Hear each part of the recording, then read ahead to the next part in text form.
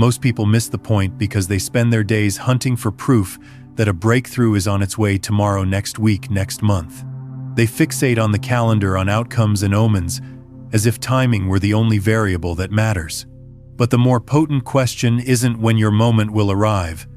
It's what this very stretch of waiting is programming into your awareness. That reframing flips the entire experience. The true practice is learning to keep your inner signal stable when the outer scene looks motionless, to maintain coherence when life goes quiet. Stillness is not a verdict, it's a classroom. So consider your delay from a richer angle. What habits is it unspooling? What beliefs is it retiring? What capacity is it quietly expanding so you can hold what you're asking for without cracking? When you examine the pause this way, anxiety gives way to curiosity and impatience, softens into trust. You begin to notice that nothing essential is late. In fact, your path has been unfolding on a schedule more intelligent than your planning could ever engineer. The rhythm beneath your days is not random. It is arranging conditions, strengthening foundations, and calibrating your frequency to match the reality you desire. By the time you recognize this, you'll realize you were never falling behind, you were being tuned. The question, when will it happen, becomes, who am I becoming while I wait? And that, more than any date on a calendar, is the surest signal that your turning point is already in motion. People often declare, "I'm stuck." The road seems barricaded. Momentum evaporates. Opportunities feel bone dry. Yet what we call stagnation is usually a strategic stillness, a backstage reset. The larger field of your life is quietly shuffling pieces, extracting fragile parts that would buckle under the weight of your next level. Slowdowns are rarely accidents. They're purposeful speed limits that let the inner scaffolding catch up to the future you're summoning. No one enjoys an imposed pause. It can taste like giving up, like being benched while everyone else plays on.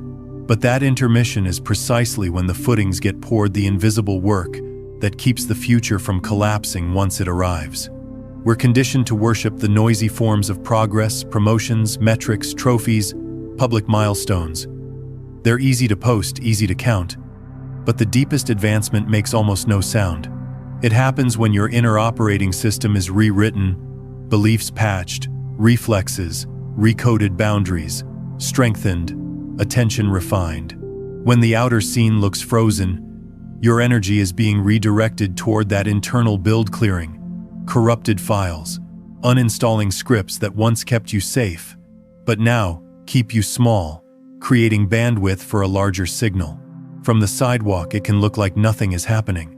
Inside the house, the wiring is being completely redone. Consider what stillness makes possible: nervous system regulation that lets you hold more without bracing. Clarity about what is truly aligned versus merely available. The discipline to move from impulse to intention. In that hush, your preferences become precise. Your no gets cleaner. Your yes grows undeniable. The pause trains you to source momentum from coherence instead of adrenaline. It teaches you to lead outcomes rather than chase them. So if your life appears motionless, resist the reflex to label it failure. Ask instead, what capacity is being built that public victories cannot measure? What structures are being reinforced so the next elevation doesn't shake me apart? From the outside, the frame hasn't changed. Inside, the architecture is transforming. And when the doors open again, you won't just move, you'll be able to stay. Imagine someone who poured months into a so-called dream role, round after round of interviews, vision boards on the wall. The first day, mentally rehearsed, down to the coffee mug, and then at the final hour, the offer evaporates. Friends reach for the usual balm. It wasn't meant to be. The phrase lands hollow because the bruise is real and immediate. Yet time begins to refract the story. 12 months later, that same person is helming a project they never expected: work that fits like a tailored jacket, calls forth their best qualities, and sends them home energized rather than emptied. Only then does the earlier no resolve into meaning. It was not a verdict. It was a vector. They were not refused so much as rerouted toward a context sturdy enough to hold their actual gifts. This rerouting logic rarely confines itself to careers. It repeats in the realm of the heart. You meet someone who appears to check every box, who mirrors your longing with uncanny precision, and for a stretch, the world feels beautifully legible. Then, without drama, or with too much of it, the thread snaps. The ache that follows is heavy because it registers as subtraction. But look closer at the arithmetic. What left was not compatibility. It was misalignment, masquerading as promise. Sometimes life in its strange mercy removes the exact relationship that keeps your old injuries on life. Support the dynamic that flatters your fears, indulges your patterns, or rewards your self-abandonment. This subtraction is not cruelty. It is a calibrated clearing. By taking away what feeds the wound, life frees the tissue beneath to knit. Restoration, after all, is not the same as replacement. It is the slow-rooted return of integrity, of boundaries, that hold of self-trust, that doesn't need permission, of desire that no longer negotiates against itself. The path that vanished and the person who departed may both have been necessary teachers, but their true lesson arrives after they're gone. You were never meant to contort to keep what cracks you. When redirection becomes legible, rejection loses its sting and becomes what it always was: guidance with impeccable timing. The span between almost and actually is where emotional intelligence grows its roots. In that in-between, you stop being carried by feelings like weather and begin reading them like instruments. You learn to trust your inner compass precisely when the quiet stretches beyond what's comfortable, when there's no applause to reassure you and no urgency to propel you.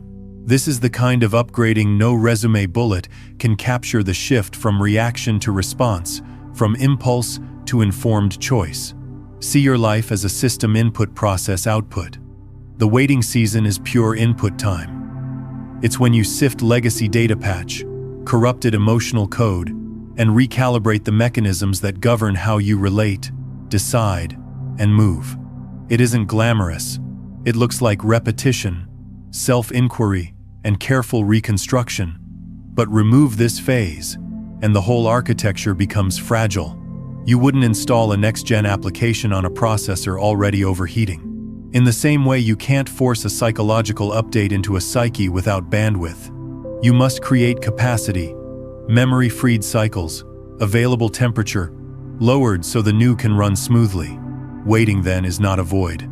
It's optimization. It's defragmenting your attention, clearing background programs of fear, lowering latency between intuition and action. It's exchanging jittery urgency for stable throughput. And because timing is systemic, not sentimental, what we call divine timing is less about fate's mood and more about correct sequencing.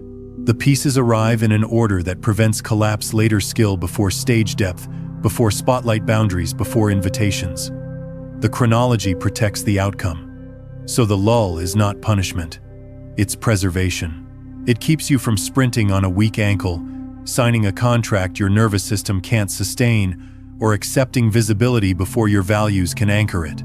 In the quiet, you become the person who can hold what you're asking for without fracturing under its weight. That is the unseen metric of readiness. When the system is tuned, when input has been purified and capacity has been built, output becomes coherent almost by default. And what once felt like delay reveals itself as design. When something you've been reaching for slips through your fingers, it may be evidence not of failure, but of fidelity. Your life aligning so cleanly that anything incompatible gets escorted out. True alignment is subtractive as much as it is additive. It prunes what cannot carry the charge of your next frequency. And right before a picture sharpens, it often blurs. The noise that swells ahead of clarity isn't sabotage. It's the system shaking loose the pieces that would wobble later. A wise universe does not let what would destabilize you take up long-term residence. So resist the reflex to brand every loss as rejection. Many departures are filtration, a fine sieve preserving integrity for what's on the way. Likewise, waiting is not wasted motion, it's gestation. Nothing living is forced to maturity beneath non-stop spotlight. Seeds break open in the dark roots, map the soil long before the stem greets the Sunday. The interval you're inhabiting, the hallway between doors, isn't empty air. It's an active workshop. Behind the curtain, reality is committing new code. Relationships are being rekeyed, timelines, refactored, resources reallocated.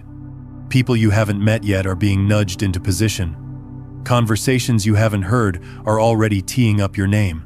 Support beams are being anchored in places you cannot see, so that when your signal cleans to a clear tone, the architecture is ready to hold it. Think of it as scaffolding assembled at night, quiet, unglamorous, indispensable. If you judge the chapter by how loud it sounds, you'll miss the most essential construction. Trust the mathematics of coherence. What doesn't match falls away. What belongs becomes inevitable. The dark is not a verdict. It's a nursery. And the moment your field stabilizes, the doors calibrated for your frequency will recognize you on sight and swing. The moment comparison slips and your transmission warps. As soon as you clock your progress against someone else's, the clean tone you were broadcasting fractures into hiss. What felt crisp becomes fuzzy. A channel that was carrying your unique cadence now sputters with borrowed rhythms. You stop tuning your own instrument and start sprinting to someone else's beat. Each scroll, each tiny whisper of, "I should be farther by now," seeds interference until the whole field feels jagged and loud. You didn't lose your path. You lost signal fidelity. Comparison arrives, dressed as motivation. If they did it, I can too. But beneath the costume, it is a pickpocket for attention. Instead of expressing you, begin auditioning. Instead of building coherence, you chase applause. The compulsion to post faster, to produce more, to accomplish with a megaphone isn't the voice of alignment. It's the artifact of distortion. That's not clean data. That's a corrupted feed. Notice what comparison quietly rewrites your goals. Tilt toward optics, your metrics, drift toward whatever trends your standards bend, to fit a timeline that was never built for your nervous system. The work that once felt alive grows performative. You overclock your energy to match a pace that doesn't belong to you, and then call the inevitable burnout lack of discipline. But the truth is, simpler wrong input cannot yield the right output. A mismatched signal can only generate noise. Pull the plug, and the field stabilizes. When you withdraw your gaze from other people's dashboards, bandwidth returns to your own frequency. The static fades. Your choices get quieter and truer. Curiosity replaces urgency. Devotion replaces display. You begin to optimize for depth over volume, resonance over reach, craft over commentary. And with that, the original signal, the one that only you can transmit, comes back online. This is the paradox. The very moment you stop performing to prove worth, your work gains the weight that makes it unmistakable. You don't need to be louder, you need to be clearer. Let comparison fall away, and the channel cleans to a tone that life can recognize and amplify. Think about those nights you doom scroll after a bruising day. Announcement after announcement, flashing past product launches, passport stamps, ring selfies, promotion cakes. There's a quick flicker of motivation, and then the body tightens. A quiet calculation starts running in the background. They're my age. They started after me. What am I missing? That sensation isn't true desire. It's scarcity booting up. You're not longing for their exact life, you're reacting to the story that you're falling behind in a race you never consented to run. It's the radio problem. You're trying to tune a station while your own transmitter is spewing static. You can spin the dial endlessly and still catch mostly hiss. That's what social comparison does to the psyche. It frays signal quality. It siphons self-worth and muddies perception, flooding your mind with a dozen contradictory definitions of making it. Should success look like reach, revenue, rest, respect, or resonance? When every scroll supplies a new scoreboard, attention splinters. You spend more energy tracking other people's dashboards than tending the engine under your own hood. There's a simple systems truth here. You can't optimize two architectures at once. Route your inputs through someone else's parameters, and you'll generate their outputs poorly. Wrong input, wrong output. Feed on metrics meant for a different nervous system, and your process clogs, latency spikes, creativity throttles decisions, jitter. You label it laziness or lack of discipline, but the issue is misspecified data. The mercy in all of this is that systems self-correct as soon as interference ends. Unplug from the comparison loop even briefly, and bandwidth returns. The nervous system exhales. Your internal dashboard lights back up, with the only metrics that matter for your path: depth over volume, resonance over reach, craft over chatter. Curiosity replaces urgency. Practice replaces performance. What used to feel like not enough suddenly feels like exactly right, because you're measuring with instruments calibrated to your life. From that cleaner channel, small signals grow audible again. The tug toward a project you keep postponing, the right email to send the hour of the day when your focus is effortless. With interference gone, progress stops needing to be loud to be real. It becomes steady. And steady, sustained over time, outruns spectacle every single time. Step out of comparison, and the static drops. Your field steadies. Attention comes home to what is true for you, not what is trending for them. The nervous system evens out. The breath lengthens. Without the constant demand for external proof that you're making progress, creative momentum sneaks back in like a tide you didn't have to summon. Ideas start arriving without fanfare, clean, usable, oddly obvious once they show up. Intuition, once drowned out by everyone else's highlight reel, lifts its head again. A quiet nudge, a sudden clarity, a message that lands at the perfect moment, the random encounter that turns a hinge inside your life. Flow doesn't return because you white-knuckled harder. It returns because your signal is finally clean. That's when a deeper realization clicks into place. Perhaps the universe never postponed anything. Perhaps it was simply listening for a coherent broadcast from you. Timing, it turns out, is not an external referee blowing a whistle. It's a system property. Life doesn't stall because it's against you. It stalls because your energy is still jittering, unresolved, sending mixed instructions. When alignment locks, the system doesn't negotiate, it launches. You feel it as a soft unhooking in your body, a loosening in your jaw and calendar, a subtle shift from make it happen to let it happen. The gears that were grinding begin to mesh. Calls are returned. Threads pick up where you left them months ago. You're moving, but it doesn't feel like pushing anymore. It feels like being carried by something you can finally trust. Ironically, the moment before that click is often the loudest silence of all. Many people quit there, mistaking synchronization for stagnation. They interpret the last seconds of buffering as evidence the stream is broken, not realizing the system is caching the exact data they asked for. Think of the breath. The exhale must finish before the inhale can begin. Cycles complete before they renew. If you interrupt them, you don't speed anything up, you just have to start again. So the practice is simple and demanding. Withdraw your gaze from the side-by-side comparisons. Return it to your own instrument, and hold your note until it rings true. Trust the quiet long enough for its intelligence to surface. When the tone is clear, reality hears it instantly. And then everything you thought was late arrives on cue because it was never late at all. It was waiting for you to sound like yourself. When you stop muscling outcomes and start seeing with uncluttered eyes, openings tend to arrive not as isolated chances, but as sets like waves, finding the shore in patterned intervals. Picture the maker who lived in their dashboard's post, refresh, compare, tweak, repeat, until the flame turned to ash. Then a quiet revolt, a genuine unplugging. No performative break, no half-detached checking in the shadows. They went inward. They made things for sustenance instead of spectacle, following curiosity instead of chasing charts. Within a few weeks, a piece they hadn't planned, made quickly, cleanly, without second-guessing, leapt into the world and caught fire. Not because effort intensified, but because resistance dropped. The upstream signal changed, the downstream results followed. That is the architecture at work. When your input shifts from control to trust, the system doesn't need convincing, it reconfigures by itself. Clarity plus surrender functions like pristine data, it wipes corrupted files, reduces lag, and frees processing power. Suddenly you notice guidance. You used to step over a phone call landing at the exact minute. It can help an introduction you didn't orchestrate, a door you thought was sealed, nudged open by someone you barely know. Coherence begets coincidence. Not magical thinking, but mechanics. Once the foundation stops wobbling, the output becomes consistent.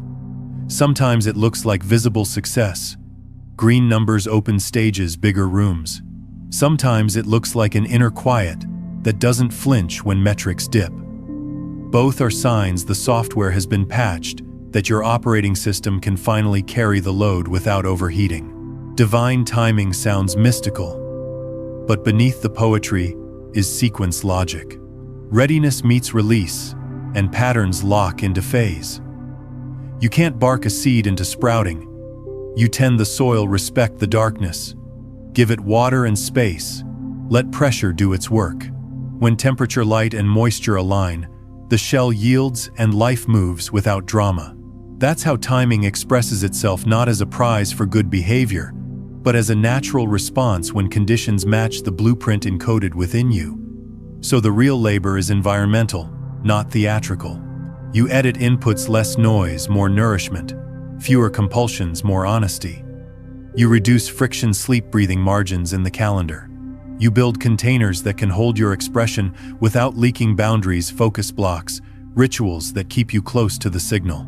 You practice releasing the urge to make it happen every time anxiety spikes, and you replace it with the discipline of showing up clear.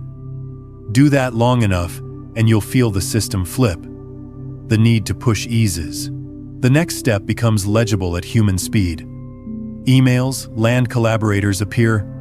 Ideas arrive already shaped enough to ship. None of this requires perfect faith.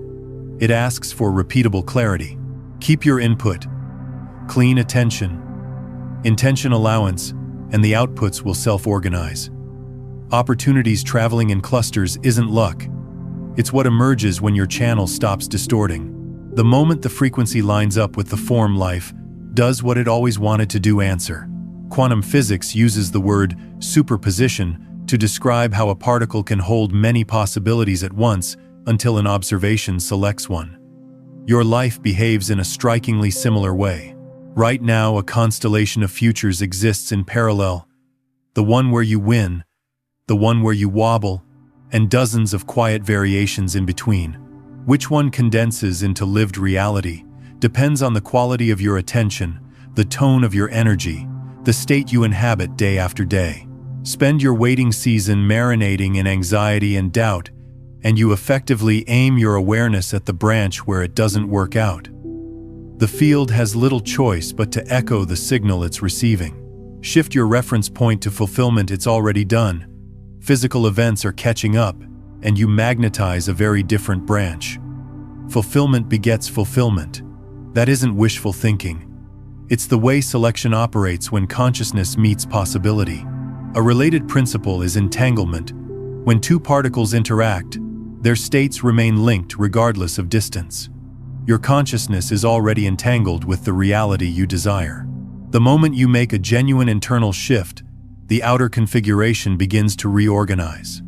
Material objects move slowly, that's all. The lag you experience is not absence, it's transit time. Think of the most ordinary metaphor, ordering online. The click completes the transaction instantly in the digital layer, but a truck still has to bring the box to your door. During transit, you don't refresh the page every minute and decide the package isn't real. You know it's en route. Faith feels like that, quiet, steady, unneedy. The quantum purchase completes the instant your state aligns. From there, the wait shortens as soon as you move from anxious counting. It's not here yet to peaceful certainty. It's already mine, and I'm preparing space. Part of that preparation is loosening your grip on form. Nearly every unfulfilled desire is tangled around a specific picture of how it should arrive. That grip narrows your field of view. The universe could be offering you a version 10 times better, but attachment keeps your eyes glued to the wrong door. Waiting brings those attachments to the surface so they can dissolve. It trains you to hold the essence, freedom, love, contribution, creative aliveness, without strangling the shape. Paradoxically, The lighter your hold, the wider your reception becomes. Your body is also part of the equation. The nervous system maintains a window of tolerance for pleasure, visibility, wealth, and receiving. If a breakthrough arrives before that window expands, the system interprets the surge as threat and unconsciously manufactures chaos to return to familiar levels of stimulation. This is why windfalls sometimes evaporate, and sudden success can feel oddly unsafe. Waiting widens the window. Every day you choose alignment, without external proof you're teaching your body that safety exists beyond struggle. You are reconditioning autonomic loops, upgrading your baseline. Then when your moment lands, the body doesn't flinch. It recognizes the new level as home and whispers, "Yes, this is us now." Meanwhile, your heart is transmitting. It generates an electromagnetic field that carries information about your emotional state and intent several feet beyond your skin. When your inner atmosphere is coherent, steady, congruent, uncluttered, that field operates like a homing signal. People and circumstances on the same wavelength notice you. Doors that were locked for months swing easily. What some call luck is often coherence, magnetic stability that tells the world exactly what to send back. And coherence is forged less on the victory stage than in the silent hours you build it every time you choose. Trust over control, presence over agitation, love over armoring. As alignment deepens, time itself gets weird. You start catching repeating numbers on receipts and clocks. Lyrics answer the thought you were just thinking. An old contact resurfaces with precisely the introduction you need. These aren't random blips. They are confirmation pings that your frequency is phasing with the timeline where your desire already lives. Around this threshold, you may also meet what feel like tests, offers that mimic your dream but ask you to shrink a boundary. Say yes too soon, or trade coherence for speed. These are calibration points. They're not there to punish you. They're there to ensure you won't settle for close enough when the real thing is inches away. Often just before the bloom, the sky turns darkest. Many traditions call it the dark night of the soul, the season when structures wobble, old aches surface, and your most cherished plans look suddenly questionable. This is not regression, it is the final shedding. The old architecture is dissolving so the new can lock into place. Most people misread this contraction as a cosmic no and step out of the process a breath before dawn. If you can recognize the chrysalis for what it is, a necessary enclosure where soft wings harden, you pass through and emerge proportionate to the life you've asked for. Then almost casually, a door you stopped staring at opens. No fireworks, no drum roll, just a clean click. A path of stepping stones that makes far more sense than anything you were straining for. In that moment, the detours and delays reorder themselves into a map.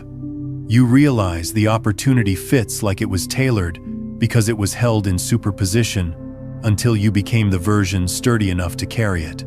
The waiting wasn't empty. It was a delivery mechanism for your transformation. If you're paying attention right now, you can feel the reconfiguration underway.